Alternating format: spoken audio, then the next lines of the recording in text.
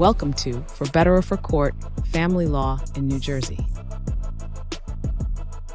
Welcome back to For Better or For Court, Family Law in New Jersey with Ms. Alix Claps. Alix is a partner at Heyman and Fletcher and a certified matrimonial law attorney who helps New Jersey families handle divorce, custody, and complex family matters with clarity and care.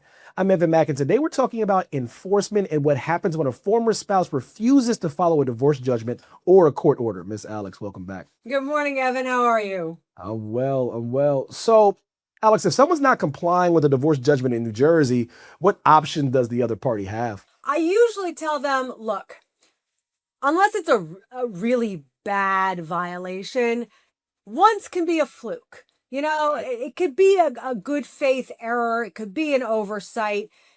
It's hard to sometimes look at it objectively to determine if it is.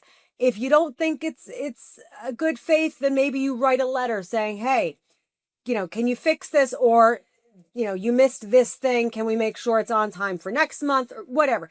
Start with direct communication, because if nothing else, the direct communication is going to be an exhibit in a future application to the court. What is a motion to enforce a litigant's rights, and when is it appropriate to file one?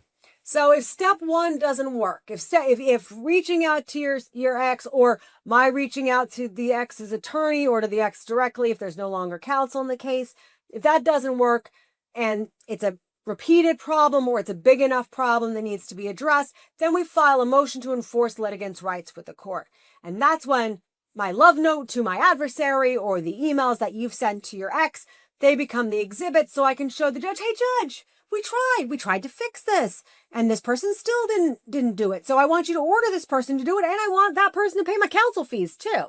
That's, one of the carrots or sticks, depending on which perspective you're looking at, that comes with a motion to enforce. What kinds of violations typically lead to enforcement applications? Is it the unpaid support, that failure to transfer property, or, refusal to follow that parenting schedule? All of the above. I'll say non-payment of support, non-reimbursement of expenses, failure for several months to do something that was required at the end of a divorce case, like listing property for sale, finalizing qualified domestic relations orders, repeatedly violating terms of a parenting schedule.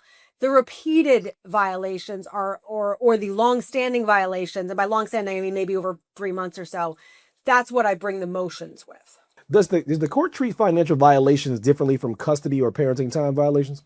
A little bit, yes and no. I mean, they consider them equally serious, I'll say, but they have to be dealt with differently because money is fungible. You have more options when you're dealing with how to deal with a financial violation than you do when you're dealing with a child, and you're like, well, this child is now this pawn, and we don't want that to be the case. So sometimes make up parenting time would be the fair way to address a violation, but it wouldn't be fair to the child because it would burden the child in some other way. So the court's got to look at the impact that it has. But I don't think it necessarily says, oh, that's just money, it's not important, or that's just parenting time, I'm not going to deal with it. They just have to deal with it differently. What kind of proof does someone need to show that their former spouse is not complying? The more you can have communications about things, especially if you're dealing with a custody violation, that's going to be helpful because, if it's just, he said, she said, or he said, or she said, that's hard for a court to determine. When it's more of a financial problem, that's easier in some ways to document because you can show a printout from probation showing that no money was deposited, or, somebody has signed a listing agreement with a realtor and somebody has not signed a listing agreement with a realtor. That there's more documentation often with the financial violations. What remedies can a judge order if they find that someone has violated that court order, or what are the options there? There are some pretty broad options. The judge usually starts small, like an order to enforce. The most frequent, I'll say, and I don't want to use the term punishment, I'll say encouragement, is to have them pay counsel fees for the violation. If that doesn't do the trick, there can be other monetary sanctions, penalties per day for failure to do things. There can be things like wage garnishment. If wage garnishment wasn't in effect before, it can be now. Court can hold an ability to pay hearing. Court can say you have to sell this other asset that you have that maybe wasn't equitably distributed, but you owe this person money, and I know you have this thing, so you have to sell this thing so you can pay this person.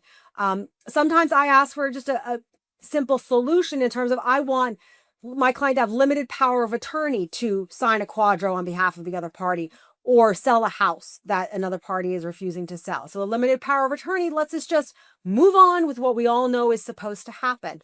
Some of the more severe options that a court has, suspension of a driver's license, that rarely happens anymore because it doesn't help especially if it's a financial violation. Suspension of a driver's license makes it difficult in New Jersey for a person to get to work.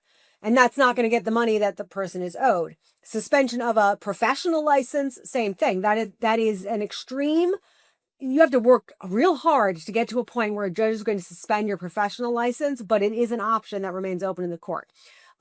Most severe is a bench warrant. Rarely, we don't put people in debtor's prison anymore in New Jersey. That was abolished, 150 years ago. But a bench warrant is handy, especially if somebody's not responding to the motions, not showing up for court dates. A bench warrant is going to allow the sheriff to get that person to the courthouse, to put them in front of a judge so the judge can say, what's going on here? And you're going to sit here until somebody shows up with a check for $5,000 or whatever, a portion of what you owe. You're going to sit here in my courtroom until that happens. Can the court impose the financial penalties, attorney fees, or even those sanctions in serious cases? Court can absolutely impose penalties in the form of sanctions payable to the court, sanctions payable to the other party, community service. I also forgot to mention that's a useful sanction. Cleaning up trash by the side of the road, working in a soup kitchen, things like that.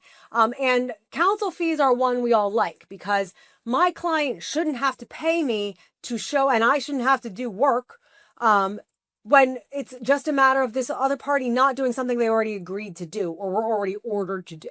How does enforcement differ from a request to modify an order? When should someone, seek enforcement versus modification? So enforcement often comes up in the context of a financial condition. Modification, while it can come up in terms of financial things, it comes up more often with child support. Custody and parenting time schedules are subject to modification automatically because those are things that evolve. The child's needs evolve. Child support is subject to more change of circumstance parameters than often equitable distribution would be, or even alimony would be. Oftentimes people agree to a non-modifiability provision when it comes to alimony. But kids are changing all the time. So you really can't agree to not modify things as it relates to the kids. Other times you may have parties making an agreement, and then for one reason or another, it's in the best interest of both parties to modify it. So maybe they decided that one party would keep the house and they do an assumption of the mortgage. And then 6 months after the divorce was entered, we discover that, okay, they tried, they applied for the modification. They can't do it. They can't refinance. Somebody's going to have to, and we can't just stay here in limbo forever. We're going to file a motion for modifications of the house has to be sold.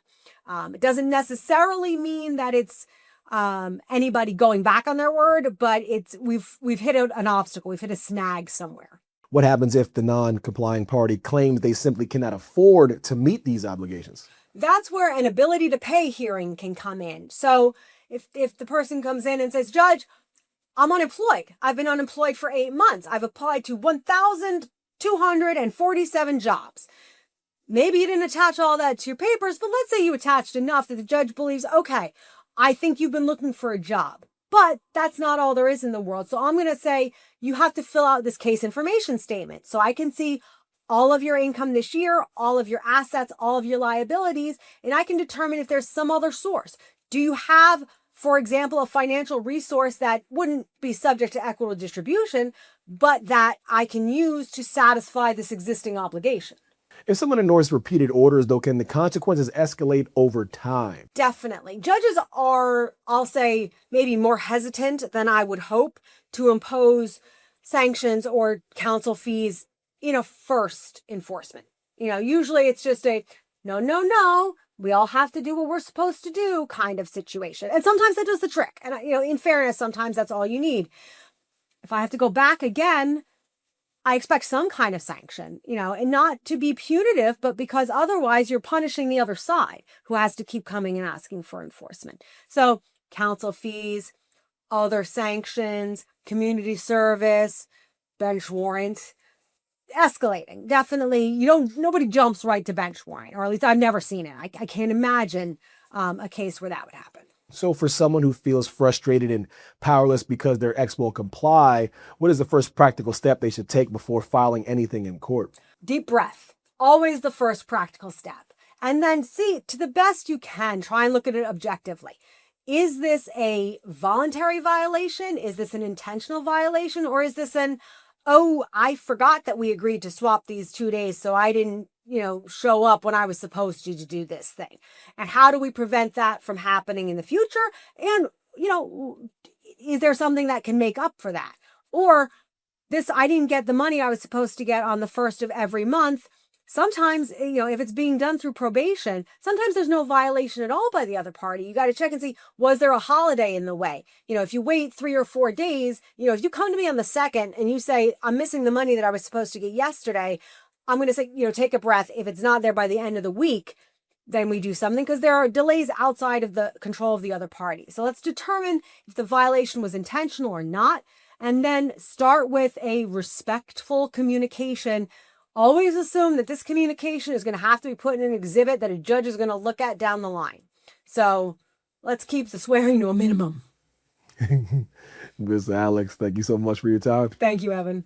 That's a wrap on today's episode on For Better or For Court. If you're dealing with a former spouse who is not complying with a court order, visit HeymanFletcherLaw.com to connect with Ms. Alix Claps and understand your enforcement options under New Jersey law. Be sure to like, subscribe to the show, and leave a review if you found this episode helpful. Thank you all so much, and we'll see you next time.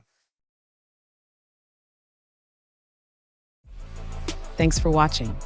Be sure to hit that like and subscribe button and leave us a review in the comments.